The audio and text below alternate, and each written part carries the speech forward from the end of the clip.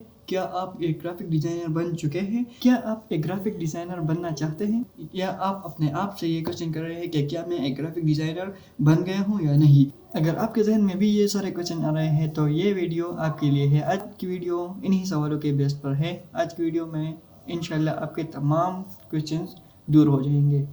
और अगर आप ग्राफिक डिज़ाइनर बनना चाहते हैं तो आप ज़रूर ग्राफिक डिज़ाइनर बन सकते हैं।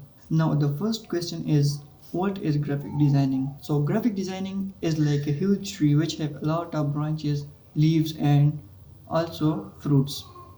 Graphic designing is a craft where professionals create a visual content to communicate.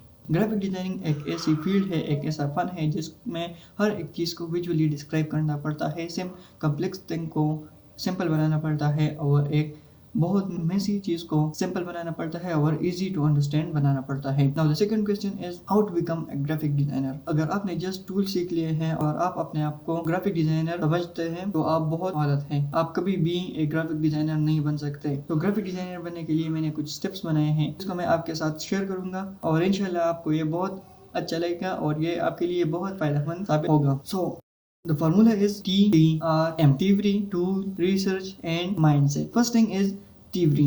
What is theory? जैसा कि नॉर्मल सब्जेक्ट में होता है, अगर हम केमिस्ट्री ले लें या हम फिजिक्स ले लें तो उनमें बहुत सारी थ्योरी होती है, बहुत जिसमें हम बहुत ज़्यादा बोर हो जाते हैं। लेकिन अगर थ्योरी सीख लेते हैं तो हमें बहुत आसानी होती है प्रैक्टिकल्स में। इसी तरह ग्राफिक डिज़ाइनिंग में अगर आपने कलर थ्योरी सीख ली है, बहुत सारी थ्योरी होती है जैसा कि शेप्स को समझना, लाइंस को समझना, रूल्स को समझना, ग्राफिक डिज़ाइन के रूल्स को समझना, ये बहुत ज़्यादा इम्पोर्टेंट होता है। तो अगर आपने थ्योरी सीख ली है तो ये आपके लिए बहुत अच्छा होगा। ग्राफिक डिज़ाइनिंग में एक स्टेम की तरह है। जब एक ट्री में स्टेम ही नहीं तो वो ट्री कैसे बन पाएगी? आपने बहुत सारी जगहों पर ऐसे दरख्तों को देखा होगा जिसकी स्टेम कमज़ोर होती, बड़े भी नहीं हो। पर हमारे घर में एक ऐसा दरख्त है जिसकी स्टेम कमज़ोर है तो उसको खड़ा करने के लिए हम दूसरा डंडा लगाते हैं। तो इस तरह अगर आप ग्राफिक डिज़ाइनिंग में थ्योरी नहीं सीख पाते या थ्योरी को आप इम्पोर्टेंस नहीं देते तो आपके लिए आगे बहुत मुश्किलात पेश आएंगे जिसका सामना करना बहुत ज़्यादा मुश्किल होगा। Now the second thing is tools. अब टूल्स भी बहुत ज़्यादा इम्पोर्टेंट है।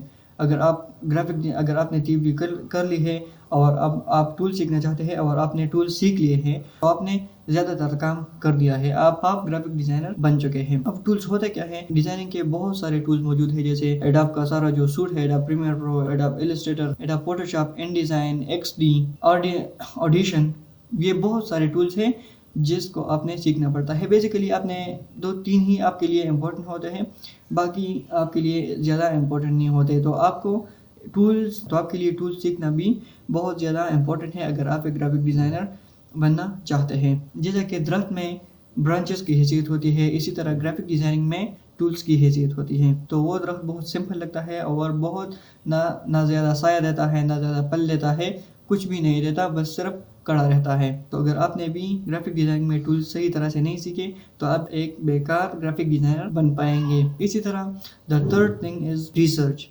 अब रिसर्च बहुत ज़्यादा इम्पोर्टेंट होता है, बहुत ज़्यादा वैल्यू रखता है ग्राफिक डिज़ाइनिंग में। अगर आपने रिसर्च नहीं की या आपने रिसर्च पर ज़्यादा तवज्जो नहीं दी तो ये आपके ग्राफिक डिज़ाइनिंग करियर के लिए बहुत नुकसानदेह साबित हो सकता है।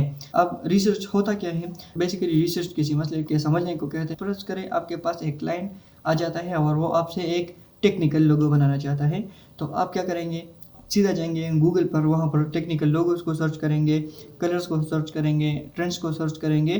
तो अगर आप ये करते हैं तभी आप अपने क्लाइंट के लिए एक अच्छा और मज़ेदार सा लोगो बना सकते हैं जिसके 90% चांसेस होते हैं कि वो आपके क्लाइंट को पसंद आए। अब इस तरफ अगर आपने रिसर्च नहीं की और आपने डायरेक्टली बस टेक्निकल नाम सोच के ही आपने गियर बना दिया है या कोई और चीज़ आपने बनाई है और अपने क्लाइंट को वो लोगो सर्च कर दी है तो उसके 90% चांसेस होते हैं क्लाइंट को समझ ना आए और वो आपको रिजेक्ट कर दें। और ग्राफिक डिज़ाइनिंग में रिजेक्ट होना बहुत ज़्यादा मैटर करता है, तो इसलिए आपको रिसर्च पर बहुत ज़्यादा तवज्जो देनी है, रिसर्च को आपने इग्नोर नहीं करना। The fourth thing is mindset. अब माइंडसेट क्या होता है? अगर आपने थ्योरी सीख ली है, अगर आपने टूल सीख लिए हैं, अगर आपने रिसर्च कर ली है तब आपका एक माइंडसेट क्रिएट होगा। तब आपका माइंडसेट क्रिएट होगा, आप बहुत ज़्यादा क्रिएटिव बनेंगे, आपके माइंड में बहुत सारे आइडियाज़ आएंगे, बहुत सारे सजेशंस आपके माइंड में आएंगे। अब आप एक दरख्त को ले लें, अगर एक दरख्त का स्टेम स्ट्रॉन्ग है, उसमें ब्रांचेस ज़्यादा है, उसमें लीव ज़्यादा है, तो वो अच्छे फ्रूट्स देगा। अब अगर माइंडसेट को हम एक दरख्त में ले लें तो माइंडसेट एक फ्रूट की हैसियत रखता है, एक प्लांट में, एक दरख्त में। बेसिकली अब अगर आपने थियरी सीख ली है, टूल सीख लिए हैं, अगर आपने थियरी सीख ली है, अगर आपने अब इसके साथ साथ आपने रिसर्च पर भी कमांड हासिल कर लिया है, तब आपका एक माइंडसेट बनेगा, आपका माइंड क्रिएटिव बनेगा, आपके जहन में बहुत सारे आइडियाज़ आएंगे और आप एक क्लाइंट के लिए बहुत अच्छी तरह से परफॉर्म कर सकते हैं। अब इसको अगर हम अब देखें एक दरख्त को, अगर दरख्त की स्टेम मजबूत है, उसमें ब्रांचेस ज़्यादा है, उसमें पत्ते ज़्यादा हैं, लीव ज़्यादा, अगर उसमें लीव ज़्यादा है तभी वो बहुत सारे फ्रूट्स देती है, बेशुमार फ्रूट्स देती है। तो उम्मीद करता हूँ कि आपको मेरा फार्मूला अच्छा लगा होगा, वीडियो भी अच्छी लगी होगी, और अगर आप एक ग्राफिक डिज़ाइनर बनना चाहते हैं तो आप इन्हीं स्टेप्स को फॉलो करेंगे। तो अगर आपको वीडियो अच्छी लगे तो वीडियो को लाइक करें, चैनल को सब्सक्राइब करें और बेल आइकन को ज़रूर दबाएं ताकि हमारी हर नई आने वाली वीडियो आप तक पहुँच सके। शुक्रिया।